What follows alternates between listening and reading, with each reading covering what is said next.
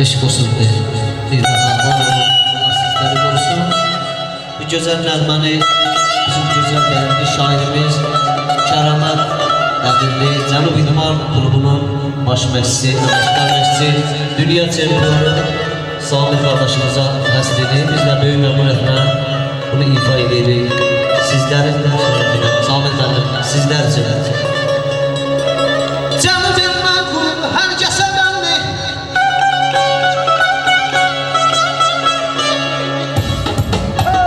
Cənub İdman Klubu hər kəsə bəlli. Əməkdar məşqçimiz Samir Həsənli.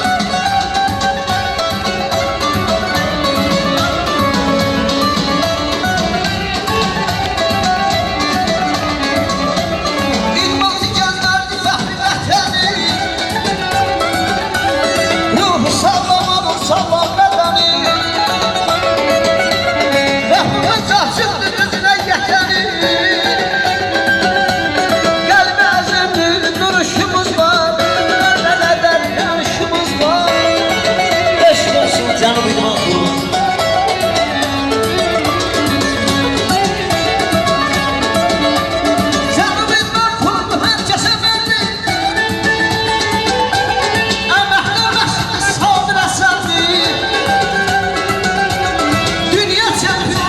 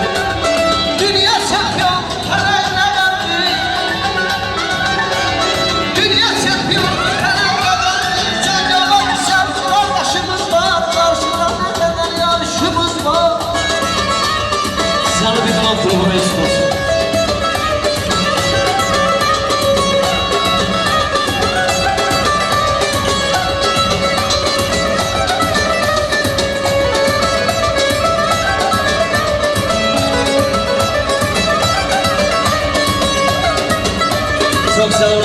Hoş bulduk. Sağ olun. Bu mahnı sizin federasiya. Cənnətim sən yardımını bilmirsən.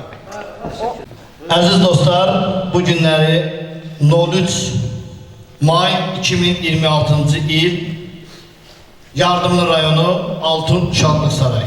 Altun Uşaqlıq Saray təşəkkür edir bizə şərait yarattığına görə.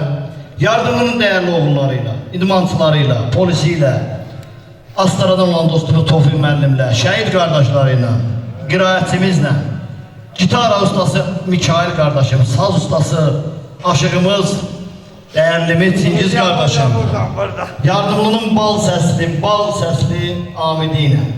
Amid kardeş. Çok değerli insanlarla ulu önderimiz, Amid Zəhmədovuz, ulu önderimiz, Azerbaycan'ın kurucusu, Azerbaycan'ın yaratıcısı, Türk dünyasının dahi oğlu, böyük oğlu Heydər Əliyevin yüzüçülüyünə həsr olunmuş tədbiri təşkil elədik, keçirdik.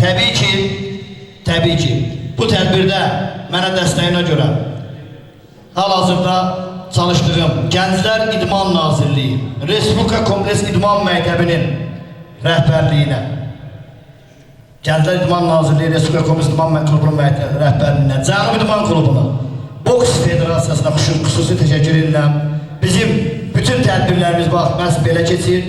Ulu öndərimizin xatirəsinə həsr olmaqla yanaşı narkomaniyaya yox deyək tədbiridir. Biz bütün boks yarışlarımızda, boks tədbirlərimizdə gənclərimizi sağlamlığa çağırırıq, gəncləri idmana çağırırıq, idmanla məşğul olaq, narkotikdən, narkomaniyadan uzaq olaq. Məhz hal-hazırda Yardımlı rayonlarım, çünki mən Yardımlı rayonda doğulmuşam, mənim həmkarım, dünya çempionu, hakim qardaşımla, dostlarımla, İqbal Nəhmədlə, gördüyünüz bu dəyərli oğullarla, Yaşar Ağaməmmədov və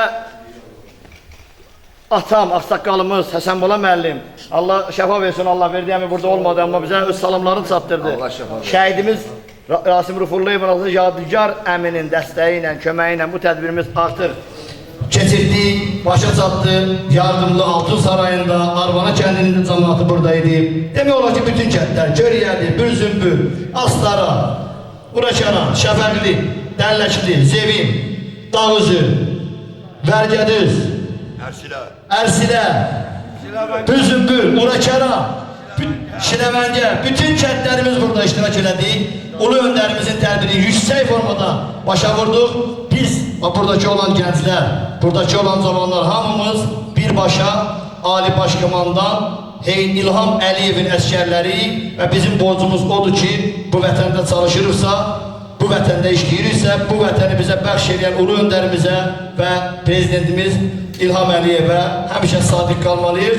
Yenə də tədbirin sonunda Allah şəhidlərimizə rəhmət eləsin, Allah qazilərimizə can sağlığı versin, Allah ordumuzu qorusun, Allah bütün sadə xalqımızı qorusun. Alqışlayırıq, ömür işləri. Sağ olun.